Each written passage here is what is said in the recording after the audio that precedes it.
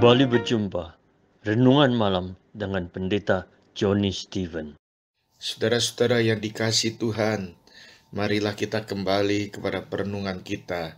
Malam ini tema kita adalah diambil dari Yohanes 20 ayat yang ke-29. Kata Yesus kepadanya, "Karena engkau telah melihat aku, maka engkau percaya. Berbahagialah mereka yang tidak melihat namun percaya." Inilah tema kita bersama.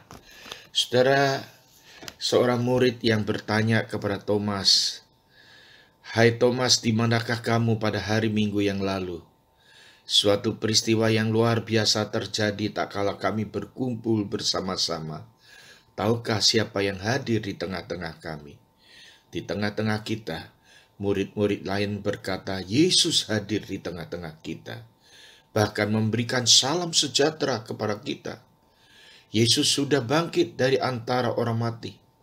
Kami telah melihat Tuhan."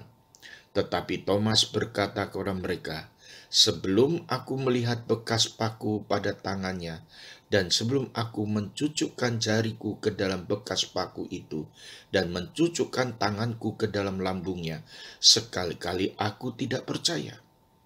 Banyak orang menyebut Thomas sebagai Thomas peragu. Namun hari ini kita akan belajar bagaimana Thomas yang kembali percaya dan mengucapkan suatu pernyataan proklamasi yang luar biasa, "Ya Tuhanku dan Allahku." Saudara-saudara yang dikasihi Tuhan, pada suatu malam seorang ateis menaiki atap rumahnya dan memandang bintang-bintang di langit dengan alat teleskopnya yang dipegangnya, yang dilihatnya, dipasangnya.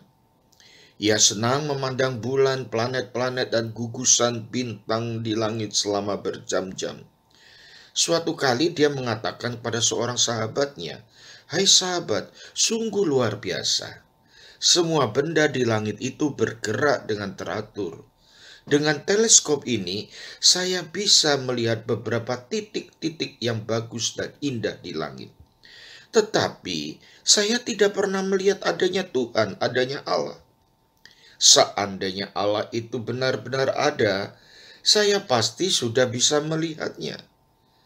Temannya itu kemudian ikut melihat ke langit dengan teleskop itu, dan sambil berkata pada orang ateis itu, "Saya juga tidak melihat ada Tuhan di sana." Tetapi mungkin ini masalahnya, terletak kesalahannya pada teleskopnya. Saudara-saudara, kadangkala kita merasa sulit merasakan kehadiran dan karya Tuhan di tengah hidup kita.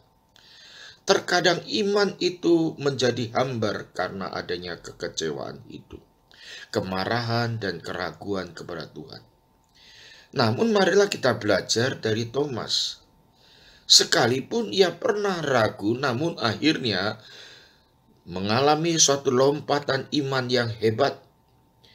Thomas dapat membuat sebuah pengakuan yang luar biasa.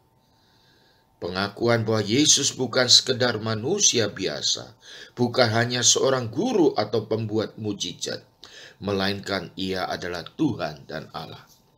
Thomas yang disebut Didimus ada seorang yang dekat dengan Yesus. Thomas yang sebagai seorang yang begitu spontan dan jujur. Thomas datang mengikuti persekutuan bersama kawan-kawannya. Yesus datang menyatakan diri kepada Thomas. Yesus menyelami hati Thomas. Yesus tidak menyalahkan Thomas yang tidak percaya. Thomas meminta bukti. Setelah Yesus memberikan salam damai sejahtera kepada mereka, dia langsung menghadapkan wajahnya kepada Thomas dan mengundang Thomas untuk melakukan. Ia berkata, "Taruhlah jarimu di sini, lihatlah tanganku. Ulurkanlah tanganmu dan cucukkanlah ke dalam lambungku. Maka jangan engkau tidak percaya lagi, melainkan percayalah." Setelah Thomas melihat akan kenyataan kebangkitan tubuh dari Tuhan Yesus, dia menerima akan teguran Yesus. Dia langsung menyembah Yesus dan memberi pengakuan yang sangat personal, yang sangat pribadi, yakni, "Ya Tuhanku dan Allahku." Sungguh dia bertobat dari ketidakpercayaannya dan mengaku bahwa Yesus adalah Tuhan dan Allah. Saudara-saudara, menurut tradisi, Thomas menjadi misionaris yang pergi ke India untuk membawa kabar kesukaan ini. Yesus berkata kepadanya, "Karena engkau telah melihat aku, maka engkau percaya. Berbahagialah mereka yang tidak melihat, namun percaya." Kita beriman karena kita memilih untuk percaya akan janji Allah. Kita disebut orang berbahagia jika kita melangkah dari ketidakpercayaan menuju ke suatu keyakinan bahwa Yesus adalah Tuhan dan Allah.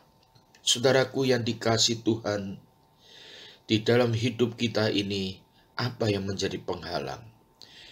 Apa yang seringkali menghambat kita merasakan adanya Tuhan, kehadiran Tuhan dalam kehidupan kita? Melihat dan merasakan kehadiran bahkan karya Tuhan hanya dapat dilakukan dengan kacamata iman. Untuk melihat hal-hal yang rohani tidak cukup hanya dengan mata jasmani, namun juga harus dengan mata rohani. Berbahagialah mereka yang tidak melihat, namun percaya. Kiranya Tuhan memberkati. Selamat berkarya, selamat menenangkan hati untuk selalu mendapatkan damai sejahtera dari Allah. Selanjutnya dengarkanlah alunan musik angklung Nafiri Sion yang dengan setia mendampingi kita. Tuhan memberkati. Amin.